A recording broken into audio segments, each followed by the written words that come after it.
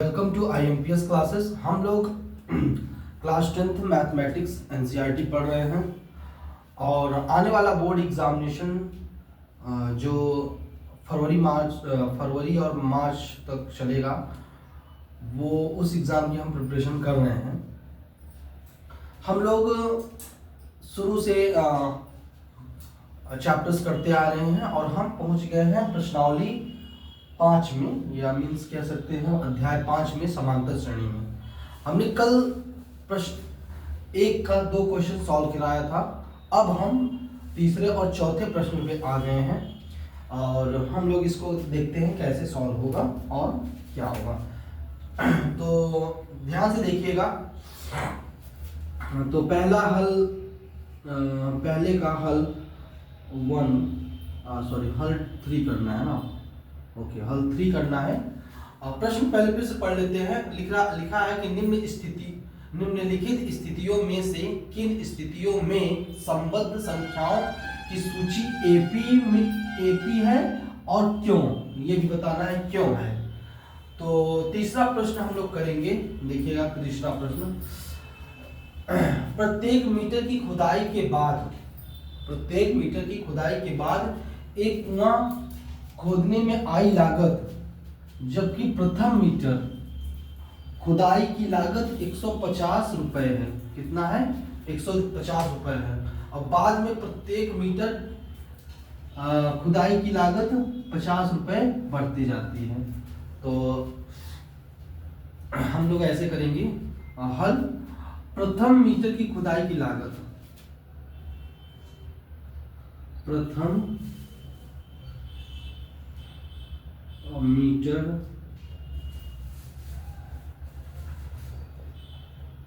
खुदाई की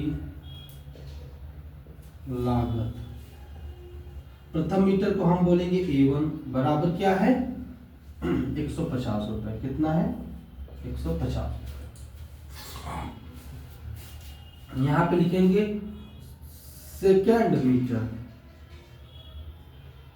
second metre खुदाई की लागत, इसको हम लोग बोलेंगे A2 बराबर क्या हो जाएगा? रुपीज। अब कह रहा है कि सेकेंड में जो 50 रुपए बढ़ता जाता है, तो 50 रुपए और जोड़ देंगे, तो हो जाएगा रुपीज 200। 150 प्लस 50 क्या हो जाएगा? 200 हो जाएगा। ठीक है। ऐसे ही थर्ड मीटर के लिए, थर्ड मीटर खुदाई की लागत, इसको हम A3 से डिनोट करेंगे। रुपीज A2 क्या है? 200 और प्लस 50 जोड़ते जाइए, तो क्या हो जाएगा? रुपीज 250। ठीक है ना। अब मान लीजिए फोर्थ का आधा हमको निकालना है। फोर्थ मीटर खुदाई की लागत, तो A4 हम लिखेंगे इसको। फिर इसमें क्या करेंगे? रुपीज 250 प्लस 50 रुपया 50 कर देते हैं, बराबर रुपीज 300 हो जाएगा। तो इस तरीके से आप करते जाइए। ठीक है, तो आपको मिल गया। अब देखिए, अब इसको बताना है कि ये एपी में है कि नहीं। तो अगर हमारा सर्वांतर डी इक्वल होगा, तब हम कहेंगे यस इट इज एपी। तो हम क्या करेंगे? A1 इक्वल टू क्या हो गया आपका? 150 सॉरी। A2 क्या हो गया? 200। A3 क्या हो गया? 250। और A4 क्या हो गया? 300। Dot dot dot. तो यहाँ पे D निकालेंगे, लिखेंगे यहाँ पे D क्या हो जाएगा? A2 माइनस A1 बराबर A3 माइनस A2 बराबर A4 minus A3 dot dot dot, नहीं सॉरी ऐसे कर लो, डॉट डॉट करेंगे, बराबर 50 आएगा। आएगा कि नहीं? यस आएगा। अतः श्रेणी समांतर श्रेणी है।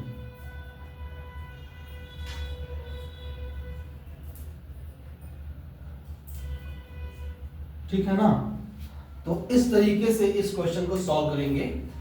तो आपका ये क्वेश्चन सॉल्व हो गया। अब हम आते हैं फोर्थ क्वेश्चन पे, ठीक है। हम लोग आएंगे फोर्थ क्वेश्चन पे, तो प्लीज इसको नोट डाउन करेंगे। इसी तरीके से आपको क्वेश्चन का आंसर लिखना है, ओके। ठीक है, फोर्थ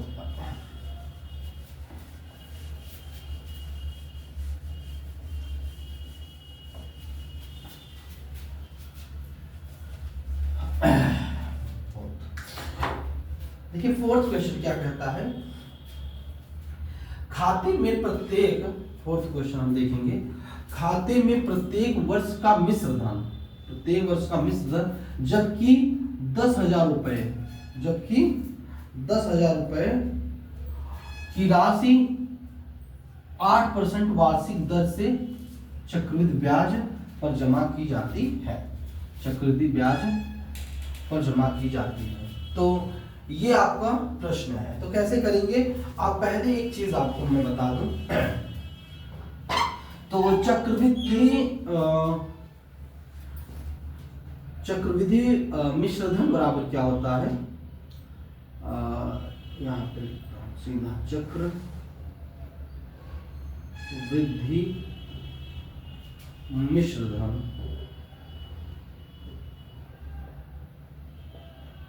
मिश्र धन ए बराबर होता है, यानी आपको पता होगा फॉर्मूला, P1 प्लस R बटे 100 पर ईयर, ठीक है। ईयर टाइम है, समय है, तो हम सीधा सीधा लिखेंगे। अब इसके लिए हम लिखेंगे माना ये मूलधन है, माना मूलधन P ये किसके बराबर है, 10,000 रुपए के बराबर है, किसके बराबर है, 10,000 रुपए के बराबर है। फिर वार्षिक दर, वार्षिक चक्रवृद्धि, वार्षिक दर सीधा लिखते हैं, वार्षिक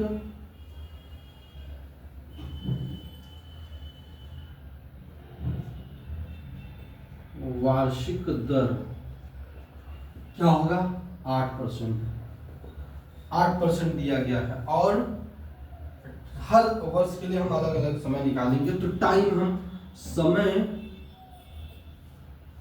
n बराबर हम मान सकते हैं, n बराबर हम मान सकते हैं कि क्या होगा, 1 होगा, फिर दूसरे के लिए निकालेंगे, तीसरे के लिए, ऐसे निकालेंगे n वर्ष के लिए, ठीक है ना। तो आप क्या लिखोगे, तो यहां से लिखिए, पहले साल चक्रवृद्धि ब्याज, फर्स्ट वर्ष चक्रवृद्धि मिश्र धन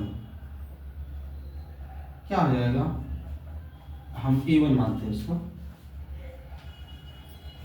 पहले साल का A1 मानते हैं, तो क्या हो जाएगा, P आपका क्या है, P आपका 10,000 रुपए है, तो यहाँ 10,000 लिख लेंगे।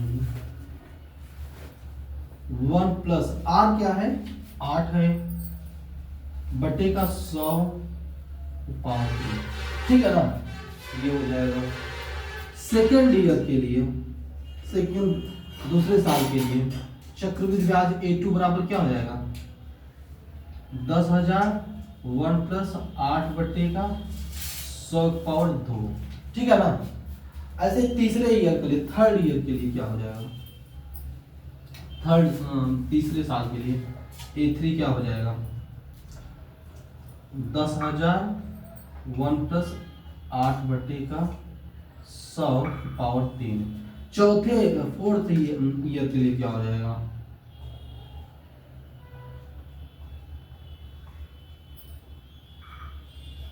1 प्लस 8 बटे का 100 पावर 4।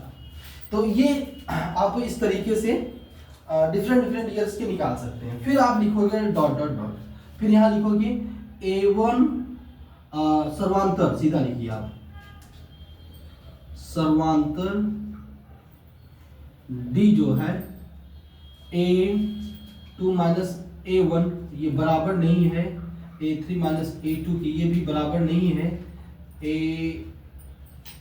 A4 माइनस A3, तो आपको बराबर नहीं है जब, तो आप लिखोगे अतः श्रेणी समांतर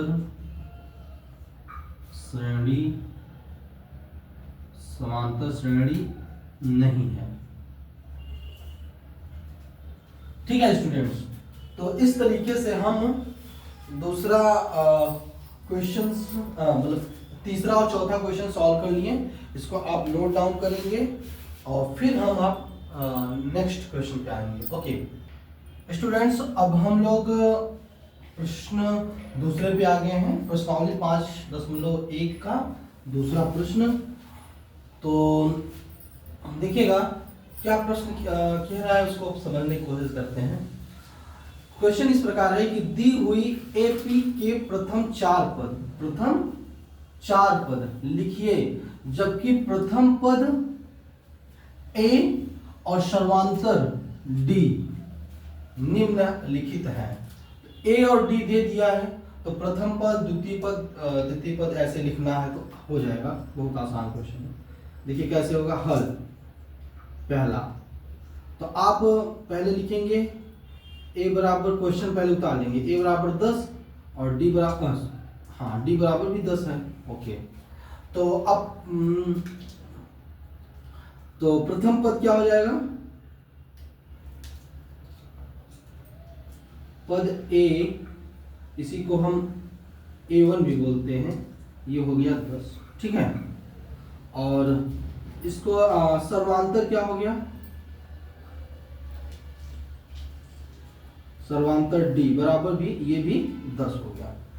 तो अब क्या करना है हमको, A2 निकालना है, द्वितीय पद, हाँ द्वितीय पद सेकेंड टर्म A2 निकालना है। तो हमें पता है क्या होता है, A1 प्लस डी होता है। क्या होता है, A1 प्लस डी। पहले पद में हम सर्वांतर जोड़ देते हैं। तो A1 क्या है यहाँ पे, A1 आपका 10 है, अब प्लस डी क्या है आपका 10 है, तो ये क्या बन जाएगा 20 बन जाएगा। क्या बन जाएगा 20। तो A2 आपका हो गया 20। ठीक है, A2 क्या हो गया आपका 20। अब आते हैं हम लोग A3 में, थर्ड पद A3 निकालिए। A3 निकालेंगे तो क्या लिखेंगे, A2 प्लस डी। A2 क्या है 20 और D क्या है 10, तो ये हो जाएगा 30। ठीक है ना, तो A3 आपका आ गया 30। A3 क्या आ गया 30। अब आते हैं हम लोग अगला फोर्थ टर्म। फोर्थ पद निकालने के लिए क्या करेंगे, A3 में D जोड़ेंगे। A3 क्या है आपका 30 है, तो यहाँ 30 लिख दिया और यहाँ 10 लिख दिया, तो क्या हो जाएगा 40 हो जाएगा। अब तो ये हो गया हमारा A4, यहाँ पे लिख दीजिए A4। अब हमारा पांचवा टर्म, फिफ्थ टर्म, पांचवा पद A5, तो क्या हो जाएगा A4 प्लस D। तो A4 क्या है 40 है, प्लस D क्या है 10 है, तो क्या हो गया 50। तो A5 आपका 50 है। अतः प्रथम 5 पद मिल गए आपको, तो यहाँ पे लिख दीजिए अतः प्रथम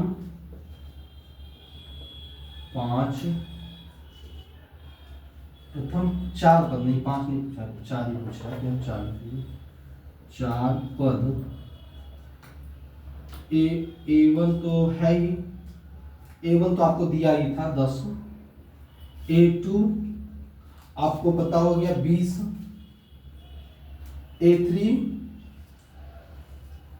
A3 आपका क्या है 30 है, और A4 आपका क्या है 40 है, और A5 आपका क्या है 50। इस तरीके से आप प्रथम 4 पद निकाल सकते हैं। ये आपका प्रथम 4 पद होगा क्योंकि A1 ऑलरेडी दिया हुआ था। ठीक है, तो इसको नोट डाउन करिएगा। अब हम आते हैं दूसरे प्रश्न पे। पहला प्रश्न कंप्लीट हो गया। ठीक है, तो दूसरा प्रश्न देखिएगा, इसको नोट डाउन करिएगा प्लीज। अब हम आगे बढ़ेंगे। ओके,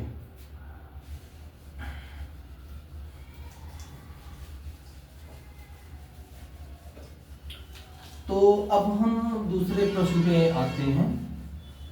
दूसरे प्रश्न पे हम देखिएगा क्या होगा। दूसरा प्रश्न भी हम उतारेंगे पहले। दूसरा प्रश्न क्या है? दूसरा प्रश्न आपको a बराबर दे दिया है, मतलब प्रथम पद 2 दिया है -2 और सर्वांतर 0। तो यहाँ पे क्या लिखेंगे? प्रथम पद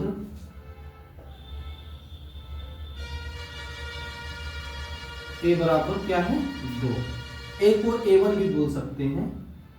तो प्रथम पद a, यहाँ पे a1 लिखिएगा बराबर a बराबर 2, ऐसे लिखना सही रहेगा। और सर्वांतर, सार्वअंतर भी होता है, सर्वांतर में डाउट नहीं है। ये हिंदी का आपको पता है, संरक्षित हुआ है, कोई प्रॉब्लम नहीं है। A2 नहीं लिखते हैं, D लिखते हैं। तो D बराबर आपका है 0, ठीक है ना? ओके, तो यहाँ पे पता हो गया। तो आप यहाँ लिखोगे प्रथम पद पता है, तो सेकंड पद A2 क्या हो जाएगा? A2 क्या हो जाएगा? A1 में क्या जोड़ेंगे? D जोड़ेंगे। A1 क्या है? A1 है 2 और D क्या है? 0। तो यहाँ हो जाएगा, सॉरी, यहाँ A1 -2 माइनस, तो A2 क्या हो गया आपका? -2। A2 क्या हो गया? -2, ठीक है ना? ऐसे ही आप थर्ड टर्म निकालिए। क्या निकालेंगे? Third term. कैसे निकालेंगे? देखिए, थर्ड पद A3 क्या हो जाएगा? A2 plus D। A2 क्या है? -2 और D क्या है? 0। तो -2, इसका भी आ गया -2। तो A3 आपका क्या हो गया? A3 भी -2 आया। अब आते हैं हम लोग चौथे टर्म के। फोर्थ पद A4 क्या हो जाएगा? A4 A3 में D जोड़िए। A3 आपका -2 और D 0 हो गया, तो -2 हो जाएगा। तो आपका A4 भी क्या हो गया? A4 -2 हो गया। अब फिफ्थ टर्म निकालेंगे। फिफ्थ पद A5 क्या हो जाएगा? A4 प्लस D क्या हो जाएगा? A4 plus D। तो A4 क्या हो गया? -2 प्लस D क्या है? 0। तो -2। तो A5 आपका क्या हो गया? -2। ठीक है, तो ये तरीका है आपको करने का। तो अतः लिख देंगे, अतः प्रथम 4 पद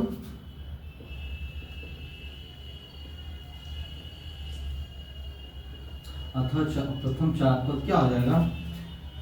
A1 तो आपको दिया ही था, तो तब भी लिखेंगे -2। A2 आपका भी -2, A3 भी -2 और A4 भी -2 और A5 भी -2। तो ये आपका आंसर हो जाएगा, ठीक है। यहाँ से आपको पता ही है कि ये हमारा आंसर ये आपको दिया ही था। तो इस तरीके से आपका दूसरा प्रश्न भी सॉल्व हो जाता है। अब हम आते हैं तीसरे प्रश्न पे। तो ठीक है, हम लोग तीसरे प्रश्न पे आते हैं। तो बच्चों खूब आप अच्छे से अभ्यास करिए, क्वेश्चन काफ़ी इजी लग रहे होंगे और हम लोग इसको ऐसे ही आराम से कर जाएंगे। तो अब आते हैं हम लोग तीसरे प्रश्न।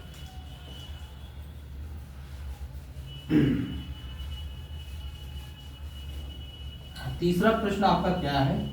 सेम है, पैटर्न तो सेम ही है, कोई प्रॉब्लम नहीं है, बस हमको थोड़ा सा ध्यान देना होगा और क्या।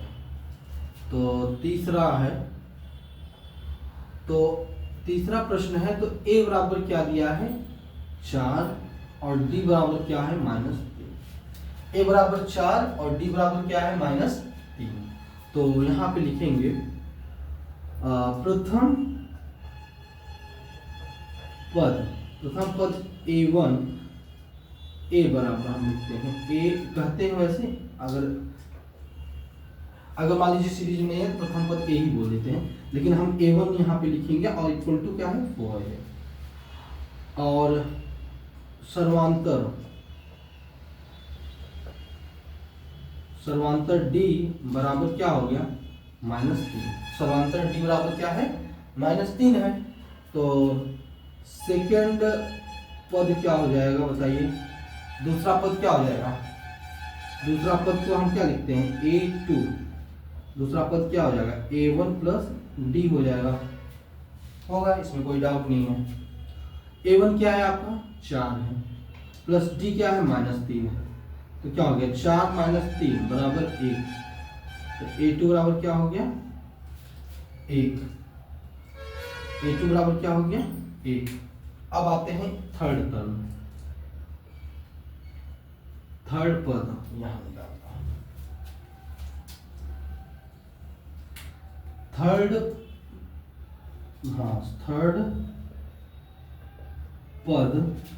पद क्या है A3 क्या है A2 प्लस डी, क्या है A2 प्लस डी। तो A2 क्या है 1 है, प्लस डी क्या है आपका D -3 है। तो क्या हो जाएगा 1 प्लस नहीं, यहाँ माइनस आ जाएगा, -3 बराबर -2। तो A3 बराबर आपको मिल गया -2। A3 बराबर क्या मिल गया -2। अब हम आते हैं चौथे टर्म पे, फोर्थ पद A4 बराबर क्या हो जाएगा, A4 बराबर आपको पता है क्या होगा A3 प्लस डी। A3 क्या है आपका -2, प्लस डी क्या है आपका -3। तो क्या हो जाएगा -2 -3 बराबर -5। तो A4 आपका मिल गया -5। तो ये चौथा टर्म मिल गया आपको। अब आता है पांचवा टर्म, पांचवा पद A5 बराबर क्या हो गया A4 प्लस डी। तो A4 क्या है -5 प्लस डी क्या है आपका, डी आपका -3 है। डी क्या है -3, तो -5 -3 बराबर -8 बराबर -8। क्या हो गया -8 हो गया A5। तो A5 हमने अभी निकाला, क्या निकाला A5 बराबर -8। तो हो गया, मुझे 4 ही टर्म चाहिए था तो निकल गया। तो अतः श्रेणी के प्रथम 4 पद क्या हो जाएगा, प्रथम 4 पद A1 जो कि आपको दिया था 4 है, A2 आपको बताना था तो वो हो गया 1, A3 आपको बताना था -2 और A4 आपका क्या है A4 -5 और A5 आपका -8। ठीक है, तो इस तरीके से आपका प्रथम 4 पद निकल जाएगा। अब हम आते हैं अगले क्वेश्चन पे।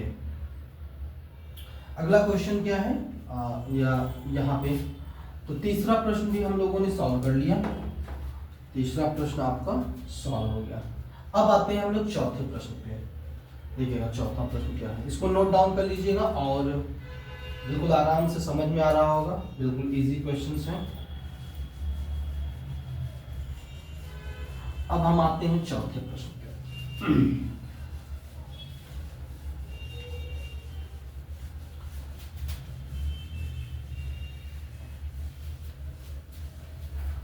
देखिए चौथा प्रश्न क्या है स्टूडेंट्स, चौथा प्रश्न क्या है देखिएगा। चौथा प्रश्न है कि प्रथम पद क्या है, मतलब पहले एक क्वेश्चन उतार लेते हैं। A इक्वल टू दिया है -1 और D इक्वल टू दिया है 1/2। ठीक है, तो यहाँ पे हो जाएगा प्रथम पद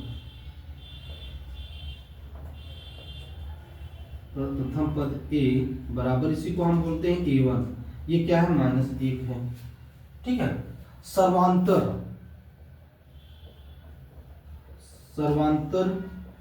D बराबर आपका दिया है 1/2। तो सेकेंड टर्म निकालने के लिए क्या होगा, सेकेंड पद A2 बराबर क्या हो जाएगा, A1 प्लस डी। A1 क्या है, A1 माइनस 1 है, प्लस डी क्या है, 1/2 है। तो यहाँ पे लेंगे कॉमन, तो यहाँ 2 हो जाएगा, यहाँ -2 प्लस 1 बराबर -1/2। तो ये सेकेंड टर्म हो गया A2। A2 आपको -1/2 हो गया। अब आते हैं हम लोग A3 पे। अब क्या आएंगे, A3 पे। ठीक है, समझ में आ रहा है? कोई डाउट होगा कमेंट सेक्शन में आप मेंशन करिएगा, उसको हम सॉल्व करेंगे उस प्रॉब्लम्स को। ठीक है, तो हम थर्ड निकालेंगे। एक्चुअली में ये एक ही पैटर्न पे सारे क्वेश्चंस हैं, इसलिए थोड़ा हो सकता है फास्ट चल रहे हैं, बट बहुत ज़्यादा फास्ट भी नहीं है। प्रथम थर्ड पद क्या हो जाएगा, A3। A3 क्या हो जाता है, हम A2 में जोड़ते हैं D को, तो A3 प्राप्त हो जाएगा। तो A2 क्या है आपका, -1/2 प्लस D क्या है आपका, व्हाट इज D, 1/2। तो A हो जाएगा 0, दिख रहा है, -1/2 और +1/2 0 हो जाएगा। तो A3 आपको मिल गया। अब आते हैं हम लोग फोर्थ टर्म पे, चौथा पद पे। फोर्थ पद A4 क्या हो जाएगा, A3 प्लस डी। क्या हो जाएगा, A3 प्लस डी। A3 क्या है, 0 प्लस डी क्या है, सॉरी हाँ, और डी क्या है आपका 1/2। अब इसको जोड़ेंगे तो 1/2 ही आएगा। तो A4 हमारा क्या आ गया, A4 हमारा आ गया 1/2। अब आते हैं फिफ्थ टर्म पे, यहां पे निकाल देता हूं। फिफ्थ पद A5 क्या हो जाएगा, A4 में D जोड़ दीजिए। A4 क्या है, 1/2, अब प्लस D क्या है, 1/2। अब 1/2 प्लस 1/2, तो ये एक ही हो जाएगा, यहाँ तो लिख दीजिए 1 + 1 बराबर 2/2, यहाँ पर भी 1। तो A5 बराबर क्या हो गया, 1। अतः अब श्रेणी का प्रथम 4 पद लिखना है, तो क्या लिखेंगे, अतः श्रेणी का प्रथम 4 पद क्या हो जाएगा, A1 आपको दिया ही है -1, A2 आपने निकाला है, A2 क्या निकाला, -1/2, A3 आपने निकाला ही है 0, A4 आपने निकाला ही है 1/2, और यहाँ पे A5 आपने निकाल दिया है 1। तो इस तरीके से आपका प्रथम 4 पद निकल जाएंगे, और ये चौथा प्रश्न का आंसर होगा। अब इस प्रश्न का अंतिम खंड है 5वां प्रश्न, अब हम उसको सॉल्व करेंगे। तो प्लीज इसको नोट डाउन करेंगे, हम आगे बढ़ेंगे। ठीक है, तो 5वां प्रश्न देखिएगा।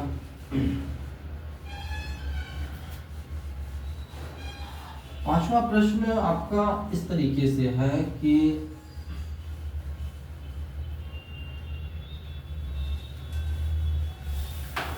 देखिएगा 5वां प्रश्न कैसे होगा। 5वां प्रश्न देखिए, 5वां प्रश्न में A दिया है, A बराबर क्या दिया है, -1.25, और D दिया है -0.25। ये आपका प्रश्न है। तो प्रथम पद क्या हो जाएगा, प्रथम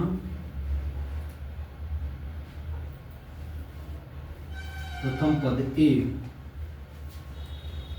इसी को हम लोग A1 भी बोलते हैं, बराबर क्या है, -1.25, -1.25। तो सर्वांतर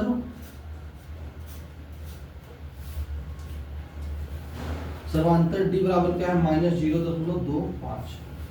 सर्वांतर क्या है, -0.25।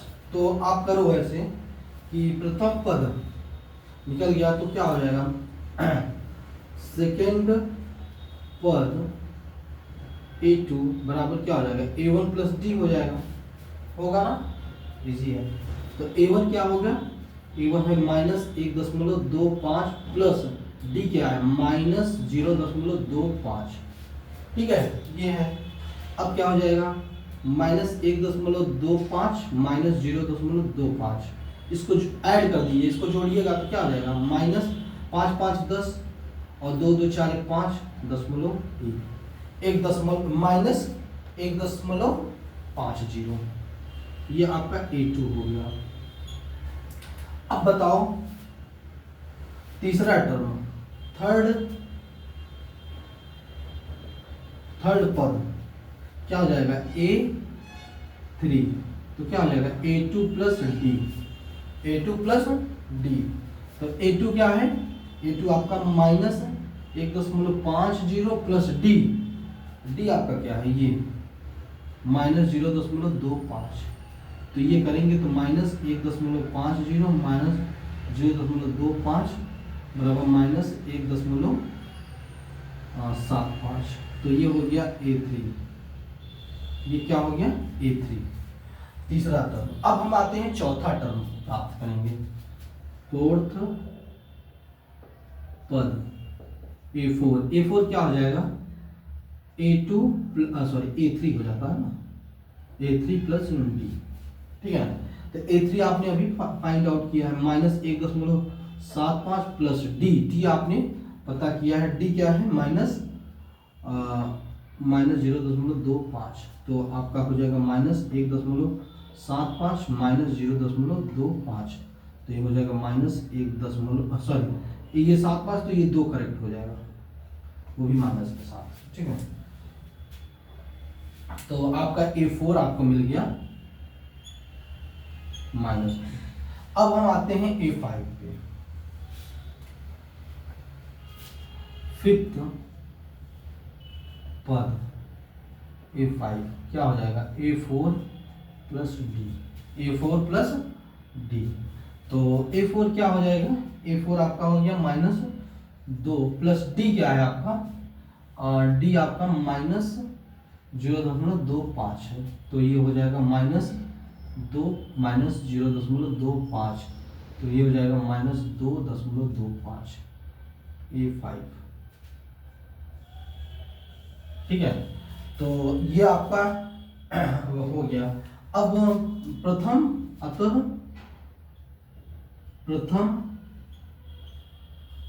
5 नहीं 4 ही था ना,